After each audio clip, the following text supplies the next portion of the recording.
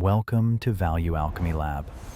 Is value investing simply about buying the cheapest stocks? And why does Warren Buffett's approach to value investing look so different from Benjamin Graham's? Today, we're going to uncover one of the greatest philosophical transformations in the history of investing and see how capital evolved from a focus on quantity to a focus on quality. In the world of investing, there is an old rule that has stood the test of time: value investing. But this rule has never been static. Like an uncut gemstone, it has been shaped and refined by generations of great investors.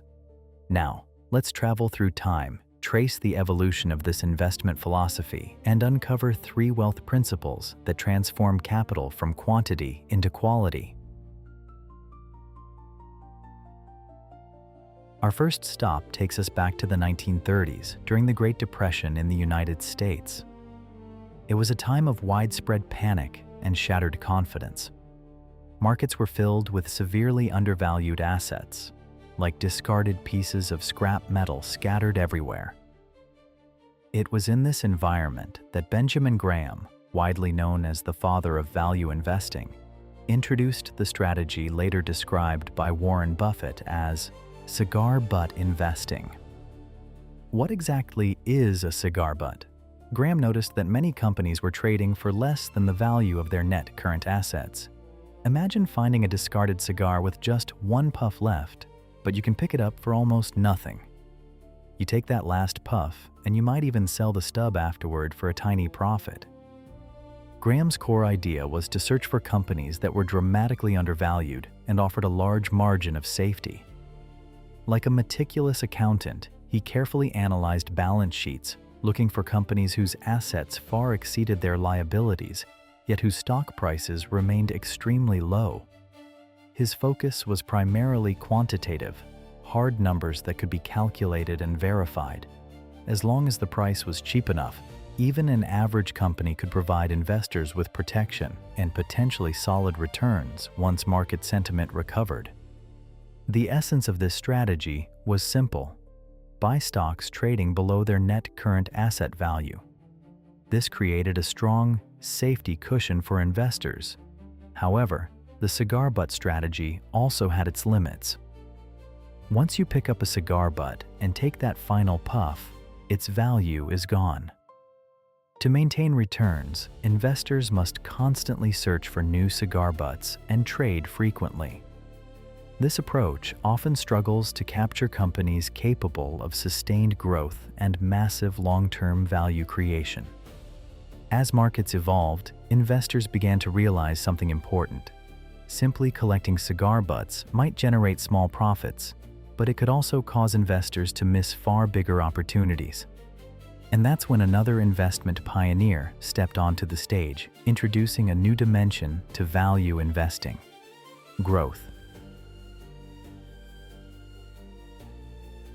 Philip Fisher, whom Buffett once described as one of the greatest investors I've ever known, represented a major shift in investment thinking.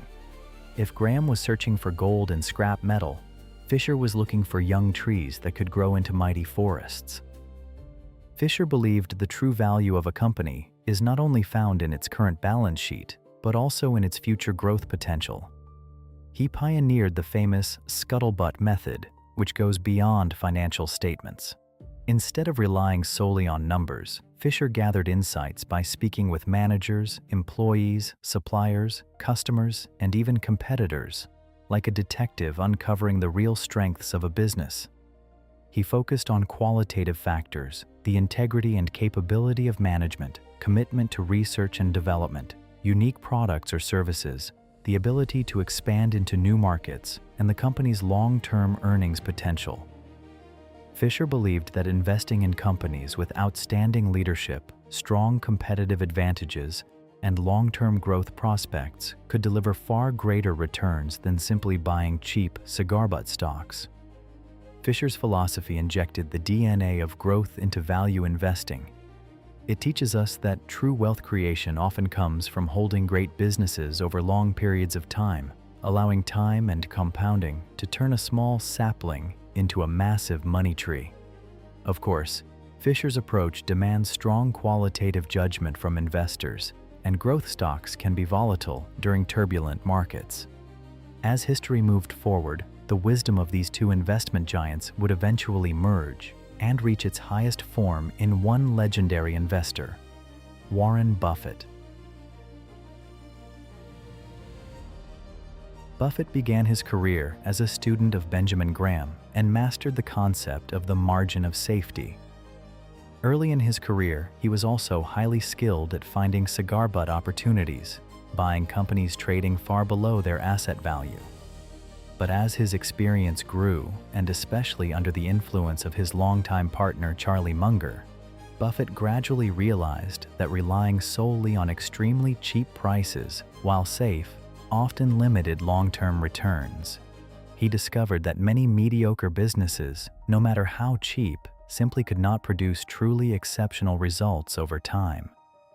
During this intellectual transition, the ideas of Philip Fisher, particularly his emphasis on outstanding businesses and long-term growth, also played an important role in shaping Buffett's thinking. Buffett began asking a different question. What if you could buy truly great companies, those with durable competitive advantages, excellent management, and strong long-term growth at a reasonable price, and simply hold them for decades? This became Buffett's unique form of investment, alchemy. He kept Graham's principle of margin of safety as the foundation, ensuring he never overpaid for assets, while incorporating Fisher's insights about business quality and growth potential, searching for companies with durable economic moats. What Buffett calls a moat refers to a company's competitive advantage, something that protects it from competitors, much like a castle's moat protects it from attackers. Rather than buying cheap pieces of base metal, Buffett began searching for something far more valuable: enduring gold, businesses capable of continuously creating value and compounding wealth over time. This synthesis elevated Buffett's investment philosophy to its peak. Buy wonderful businesses at a reasonable price and hold them for the long term. Here, the reasonable price is Graham's legacy. The wonderful business reflects Fisher's insight, and the long-term holding reflects Buffett's deep understanding of the power of compounding. Investing in this sense is no longer just buying and selling stocks. It becomes a long-term partnership with exceptional businesses, allowing capital itself to evolve from quantity to quality, transforming from discarded cigar butts into enduring gold. Looking back at this journey of investment alchemy, we can see the transformation of capital, from collecting cigar butts to owning truly great businesses. These three wealth principles build upon one another. First, Graham's margin of safety teaches us how to find undervalued opportunities during market panic and forms the foundation of risk control. Second, Fisher's growth insight encourages us to look beyond numbers and understand a company's true long-term potential. Third, Buffett's synthesis combines both ideas, buying outstanding companies at reasonable prices and holding them long enough for compounding to work its magic. Value investing is not a rigid doctrine. It is an evolving system of wisdom. It requires both sharp analytical skills and a deep understanding of the true nature of businesses.